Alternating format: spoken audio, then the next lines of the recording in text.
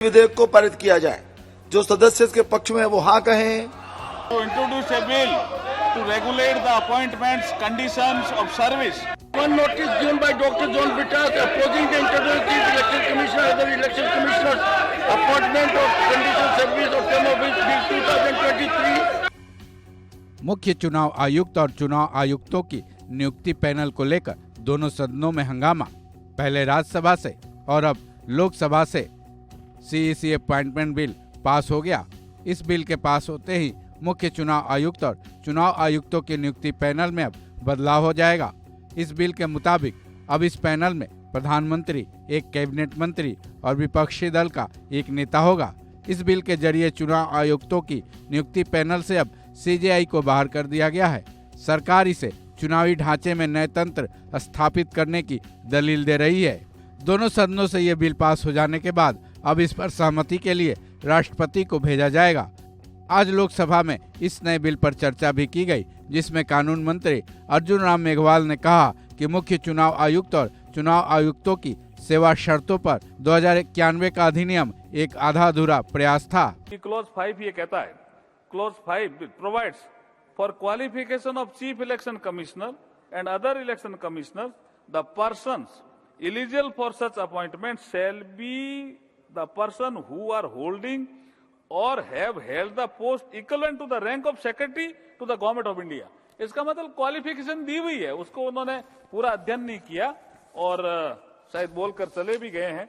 मैं आपके माध्यम से मैं ये अनुरोध करता हूं कि मुझे लगता है जो बिंदु आए थे चर्चा में सभी का जवाब दे दिया गया है, तो मैं अनुरोध करता हूं कि the chief election commissioner and other election commissioner appointment condition of service and term of office bill 2023 जो है वो सर्वसम्मति से पास किया जाए।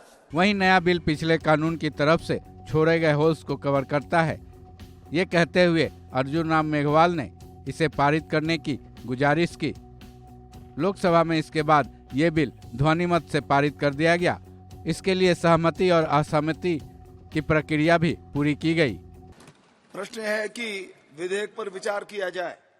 जो सदस्य इसके पक्ष में वो हाँ कहें, जो सदस्य इसके विरोध में वो ना कहें।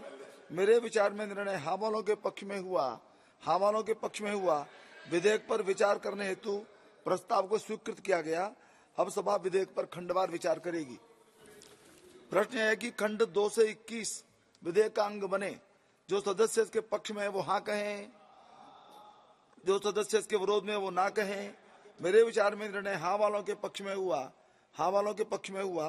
खंड 2 से 21 विधेयक का अंग बने। प्रश्न है कि खंड 1 अधिनियम सूत्र और विधेयक का पूरा नाम विधेयक का अंग बने। जो सदस्य इसके पक्ष में वो हाँ कहें, जो सदस्य इसके विरोध में वो ना कहें। मेरे विचार में निर्णय हाँ वालों के पक्ष में हुआ। हाँ वालों के पक्ष में हुआ। खंड 1 अधिनियम सूत्र और विधेयक का पूरा नाम विधेयक के अंग बने।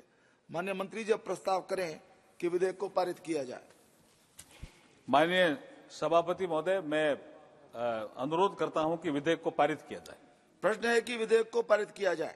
जो सदस्य इसके पक्ष में वो हाँ कहें, जो सदस्य इसके विरोध में वो ना कहें।